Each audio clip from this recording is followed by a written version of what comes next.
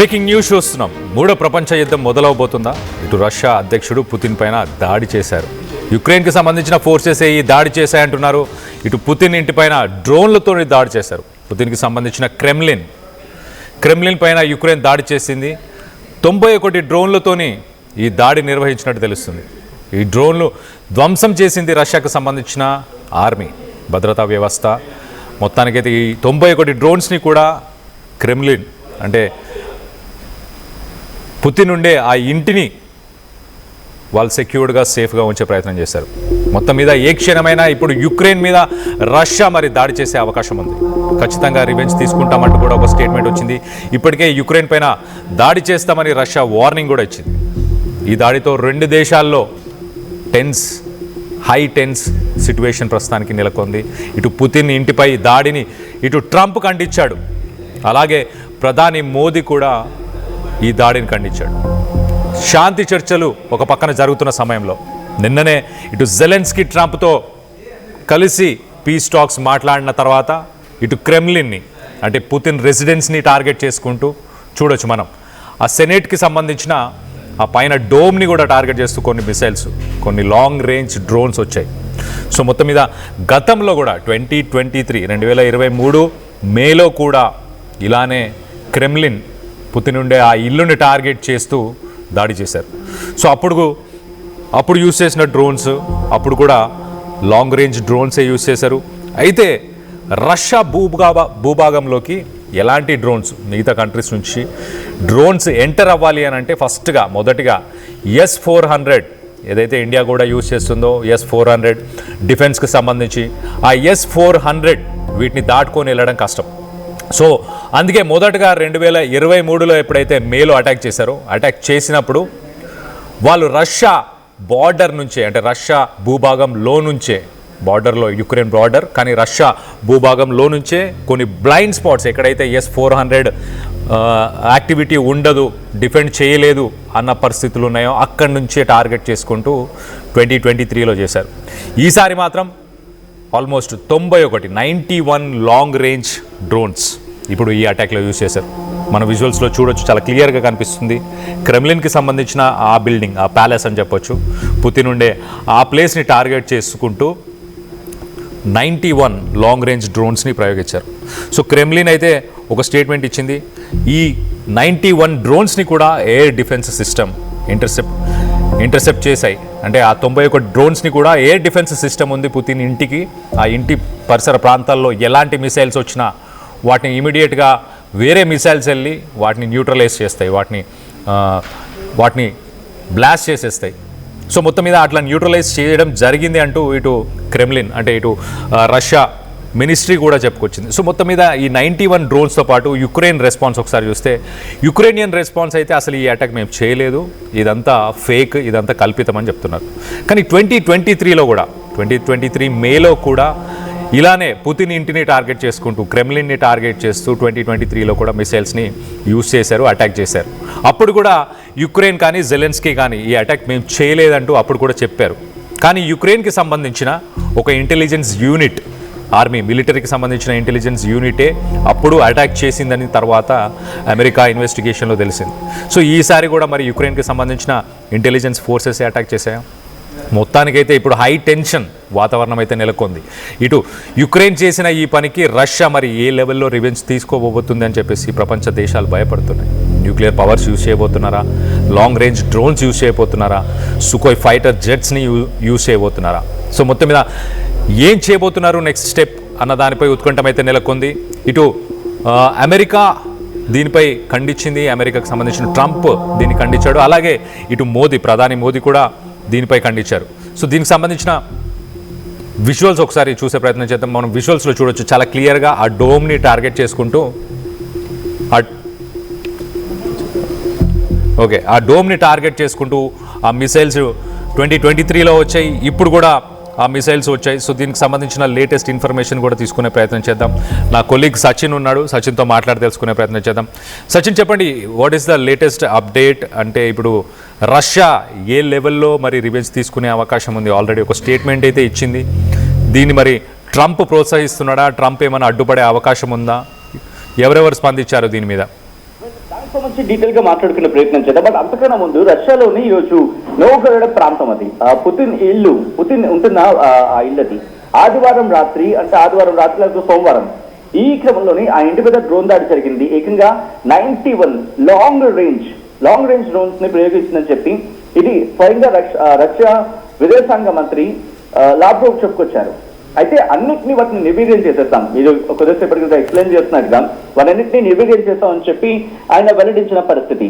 అయితే దీనికి సంబంధించి ప్రపంచ దేశాలను కూడా ఖండించడం జరుగుతోంది.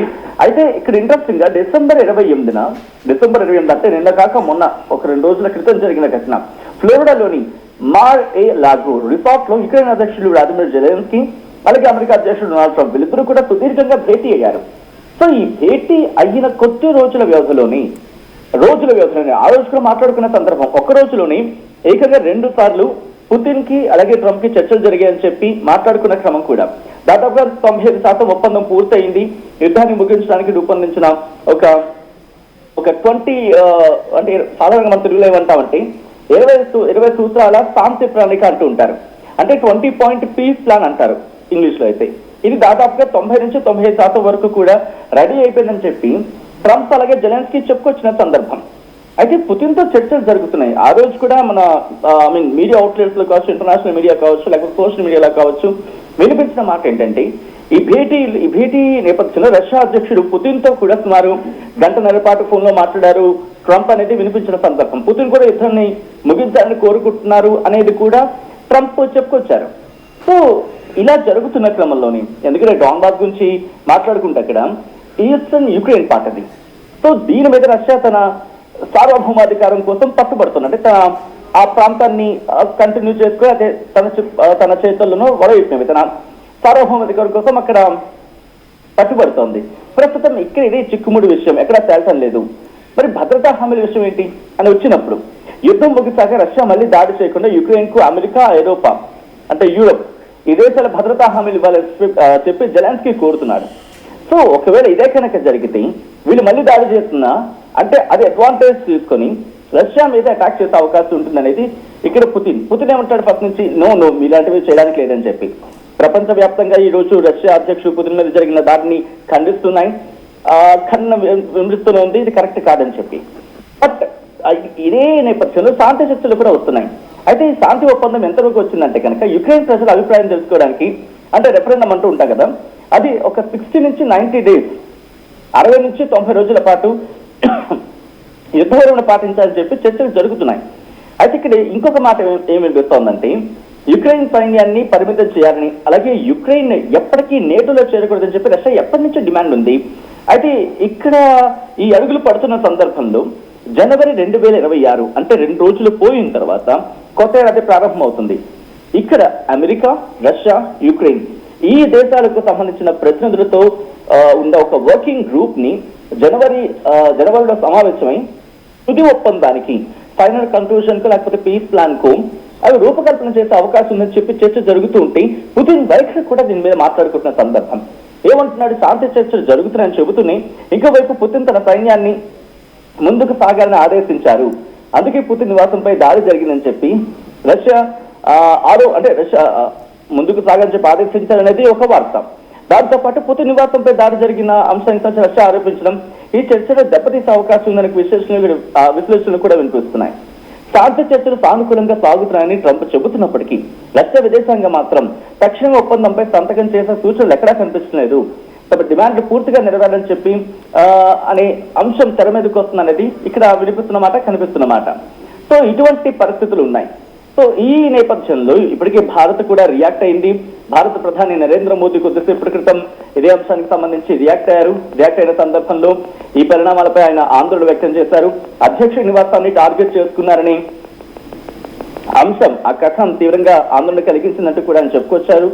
ఘర్షణలకు ముగింపు పలకాలి, అలాగే శాంతి సాధనకు ఇటు 2 దేశాలు కూడా ప్రయత్నం చేయాలి. అది దౌత్య ప్రయత్నాలుగానే అంటే 2 దేశాలు కూడా దౌత్య ప్రయత్నాలతోనే వాటిని ముందుకు తీసుకువెళ్లాలని చెప్పుకొచ్చారు. దాంతోపాటు మిగిలిన అన్ని భాగస్వామ్య దేశాలు లేకపోతే వాళ్ళకి సపోర్ట్ గాను ఒడవిటినేవి ఏ దేశాలైనా అంటే అమెరికా కనిపిస్తుంది కాబట్టి అమెరికా లేకపోతే వేరే దేశాలు ఏవైనా కూడా ఈ భాగస్వామ్య పక్షాలు వాటిపైనే ఫోకస్ చేయాలి అనేది ఆయన చెప్పుకొచ్చారు. విఘాతం కలిగించే చర్యలకు అన్ని వర్గాలు దూరంగా ఉండాలంటే కూడా ఇటు ప్రధాని నరేంద్ర మోదీ కొద్దిసేపటి క్రితం ఎక్స్ వేదికగా ఆయన ట్వీట్ చేస్తున్న సందర్భం. సో దీంతో పాటు అమెరికా అధ్యక్షుడు డొనాల్డ్ ట్రంప్ కూడా ఆయన తీవ్రమైన అసంతృప్తిని వ్యక్తం చేస్తారు. ఎందుకంటే ఆయనకి చాలా కీలకం. ఎప్పటికీ ఒక 7-8 యుద్ధాన్ని ఆపేసని చెప్పుకుంటాడు. ఒకళ్ళు ఇది కనుక తన కిట్టీలో పడితే బహుశా దీన్ని ఇంకా చెప్పుకోవడానికి ఉంటుంది. నెక్స్ట్ టర్మ్ కా లేకపోతే అమెరికాని ఇంకా తన పాలన సందర్భంలో తనకి తాను ఇంకా గొప్పగా చెప్పుకునే కీర్తించుకునే సందర్భంలో ఇది ఇంకా ఎసెట్ అవుతుంది. కాబట్టి చేస్తున్న ప్రయత్నాలకు ఒకవేళ యుక్రెయిన్ కనుక దీని వెనకాల ఉందని తెలిస్తే కనుక బహుశా ఒక సీరియస్ యాక్షన్ తీసుకునే అవకాశం ఉంది. నిన్న మనం చూసాం ఇరాన్ కూడా ఇండైరెక్ట్ గా వార్నింగ్ ఇచ్చాడు ఈ చర్చలు జరుగుతున్న క్రమంలోని. అయితే దీని మీద పుతిన్ ను స్వయంగా పుతినే తనకు వెల్లడించారని చెప్పి అధ్యక్షుడు ట్రంప్ చెప్పుకొచ్చిన సందర్భం. యుక్రెయిన్ చర్య తనకు కోపం తెప్పిస్తుందని చెప్పి పుతిన్ అన్నాడని చెప్పి కూడా ట్రంప్ చెప్పుకొచ్చిన సందర్భం. ఈ సందర్భంలో ఇది చాలా సున్నితమైన సందర్భం. అధ్యక్షుడి నివాసంపై దాడి చేయడం ఇది సమంజసం కాదు అనేది ట్రంప్ వాదన. సో మొత్తం అయితే మాత్రం మీరు అన్నట్టుగా విజువల్స్ చూసి అర్థమవుతోంది. లక్కీగా అక్కడ వాళ్ళని మాట్లాడుకున్న మాట ఏంటంటే కనుక మీరు అన్నట్టు యాంటీ మిజైల్ సిస్టమ్, అంటే ఒకవేళ యాంటీ మిజైల్స్ కావచ్చు, అంటే డిఫెన్స్ వ్యవస్థ గురించి మాట్లాడుకున్న సందర్భంలో రక్షణ వ్యవస్థ, వాళ్ళ రక్షణ వ్యవస్థ చాలా బలంగా ఉంది. దూరం నుంచి వాటిని పసిగట్టి వాటిని పేర్చేయగల సామర్థ్యం వాటికి ఉంది. సో ఎప్పుడైతే ట్రక్కులు లోపలికి వచ్చి డ్రోన్లతో దాడి చేసిన సందర్భం ఉందో అప్పటి నుంచి రష్యా మరింత జాగ్రత్త పడింది. ఇప్పుడు ఇంకాస్త జాగ్రత్తగా ఉంటున్న సందర్భాన్ని చెప్పుకోవాలి ఇక్కడ. Kalyan. Right Sachin, thanks for the latest update.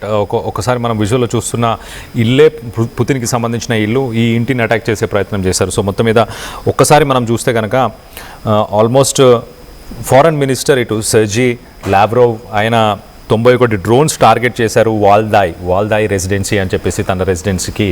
So ఇది క్రెమ్లిన్కి సంబంధించిన విజువల్ మనం చూస్తున్నాం. ఇప్పుడు క్రెమ్లిన్కి సంబంధించిన డోమ్ని టార్గెట్ చేసుకుంటూ కూడా ఒక మిసైల్ వెళ్ళడం మనం చూస్తున్నాం, ఒక కామికాజీ డ్రోన్ వెళ్ళడం చూస్తున్నాం. సో ఈ పుతిన్ ఉంటున్న ఇల్లు పరిసర ప్రాంతాలంతా మనం ఒకసారి గమనిస్తే కనుక అదంతా ఫారెస్ట్ ఏరియా, కానీ అక్కడ ఎలివేటెడ్ ప్లేసెస్లో కొంత హైట్ ఉన్న ప్లేసెస్లో డిఫెన్స్ సిస్టాన్ని అక్కడ ఏర్పరిచారు. ఇంటర్నల్గా ఒక డిఫెన్స్ సిస్టాన్ని అయితే అక్కడ 12 పాంట్సీర్ S1 air defence system, 12 పాంట్సీర్ S1 air defence system అని చెప్పేసి ఒక రష్యాకు సంబంధించిన ఒక ఎయిర్ డిఫెన్స్ సిస్టమ్ అనొచ్చు. వాల్దాయ్ ప్యాలెస్, ఆ వాల్దాయ్ ప్యాలెస్ని కూడా ఐరన్ లేక్ అని చెప్పి చెప్తారు. సో ఆ ప్యాలెస్లో ఏంటంటే ఒక ఎలివేటెడ్ హైట్లో ఈ ఎయిర్ డిఫెన్స్ సిస్టమ్ ఉండడం, 360 డిగ్రీస్లో ఎట్ సైడ్ నుంచి మిసైల్స్ వస్తున్నా కూడా దానికి ఒక విజన్ ఉండి వెంటనే ఆ మిసైల్స్ని న్యూట్రలైజ్ చేయడం, దానికి ఉన్న ఒక సత్తా, దానికి ఉన్న ఒక స్టాండర్డ్ అని చెప్పుకోవచ్చు. సో ఈ ఎయిర్ డిఫెన్స్ సిస్టమ్స్ ఇవన్నీ పకడ్బందీగా ఉండడం, ఒక బబుల్ ర్యాప్ అంటారు. ఇటు పుతిన్కి సంబంధించిన తన ప్యాలెస్ని, తన ఇంటి పరిసర ప్రాంతాల్లో డిఫెన్స్ సిస్టమ్ ఏ లెవెల్లో ఉంటుంది అని అంటే ఒక బబుల్ ర్యాప్, అంటే అక్కడికి ఎలాంటి మిసైల్స్ కానీ, ఎలాంటి మెరైన్కి సంబంధించిన మిసైల్స్ కానీ, ఇప్పుడు కొంత సబ్మెరైన్స్ని యూజ్ చేసి కూడా కొన్ని మిసైల్స్ని ప్రయోగించే అవకాశం ఉంటుంది. అలాంటి సబ్మెరైన్ మిసైల్స్ కూడా అక్కడ పనిచేయవు. అవన్నీ కూడా ఎలక్ట్రానిక్ ఫెయిల్యూర్ అయిపోయి ముందుగానే ఆగిపోయే అవకాశం ఉంటుంది. ఎట్ ద సేమ్ టైం ఆ పరిసర ప్రాంతాల నుంచి కూడా ఎలాంటి ఫ్లైట్స్ కానీ, పరిసర ప్రాంతాల్లో ఉన్న పైలట్స్ ఫ్లై చేద్దామని ప్రయత్నించినా కూడా వాళ్ళకు ఆ GPS అనేది పనిచేయకుండా ఉండేలాగా కూడా ఇటు ఎలక్ట్రానిక్ వార్ఫేర్ టాక్టిక్ అని చెప్తున్నారు. సో ఎలక్ట్రానిక్ వార్ఫేర్ టాక్టిక్ని కూడా యూజ్ చేసి తన ఇంటి పరిసర ప్రాంతాల్లో కూడా ఎలాంటి ఫ్లైట్స్ కూడా రన్ అవ్వవు. సో మొత్తం మీద ఇలాంటి ఒక షీల్డ్ని ఏర్పరచుకొని పుతిన్ అయితే ఉంటున్నాడు. మరి ఈ దాడి జరిగిన సమయంలో పుతిన్ ఇంట్లో ఉన్నాడా లేడా అన్న దానిపై క్లారిటీ అయితే క్రెమ్లిన్ ఇవ్వలేదు. కానీ మొత్తం మీద దాడికి సంబంధించి ఎలాంటి ఇటు యుక్రెయిన్ జెలెన్స్కీ మాత్రం ఈ దాడి ఒక ఫేక్ ఇన్సిడెంట్, దీన్ని ఎలివేట్ చేస్తున్నారు, పీస్ టాక్స్ని భంగపరిచేలాగా, పీస్ టాక్స్ జరగకుండా ఉండడానికి రష్యా ఇలాంటి పని చేస్తుంది అంటూ జెలెన్స్కీ అయితే చెప్పుకొచ్చాడు. కానీ దీన్ని మాత్రం రష్యా దీని మీద మేము ఖచ్చితంగా రివెంజ్ తీసుకుంటాం, ఎట్టి పరిస్థితుల్లో గట్టి సమాధానం ఇచ్చే ప్రయత్నం చేస్తామంటూ ఇటు క్రెమ్లిన్ నుంచి అయితే ఒక స్టేట్మెంట్ అయితే వచ్చింది. సో ఓవరాల్గా మరి యుద్ధం ఇంకా కొనసాగే అవకాశం ఉన్నట్టు చాలా క్లియర్గా తెలుస్తుంది. మేము రివెంజ్ తీసుకుంటామని రష్యా అయితే చెప్తుంది. సో రానున్న రోజుల్లో యుద్ధం ఇంకా తారాస్థాయికి చేరే అవకాశం ఉందా? పుతిన్కి సపోర్ట్ చేస్తున్న పుతిన్ని ఇటు ట్రంప్ కానీ ఇటు ప్రధాని మోదీ ఇద్దరూ సపోర్ట్ చేశారు, ఇద్దరు మాట్లాడారు. ఇలాంటి పరిస్థితులు ఇలా పీస్ టాక్ జరుగుతున్న సమయంలో ఇలాంటి పరిస్థితులు ఎదుర్కోవడం సరైంది కాదు, ఇలాంటి చర్యలకి యుక్రెయిన్ పాల్పడడం కూడా సరైంది కాదంటూ కూడా ఇటు స్టేట్మెంట్ కూడా ఇచ్చారు. సో మొత్తం మీద దీనికి సంబంధించి మీరేమనుకుంటున్నారు? మూడో ప్రపంచం యుద్ధం అనేది మొదలవబోతుందా? ఇటు రష్యా యుక్రెయిన్ వార్కి సంబంధించిన పీస్ టాక్స్ ఆగిపోయాయి, ప్రస్తుతానికి హాల్ట్ అవ్వబోతున్నాయా? రానున్న రోజుల్లో ఏం జరుగుతుందని మీరు అనుకుంటున్నారు? మీ అభిప్రాయాలని కింద కామెంట్ రూపంలో తెలియపరచండి.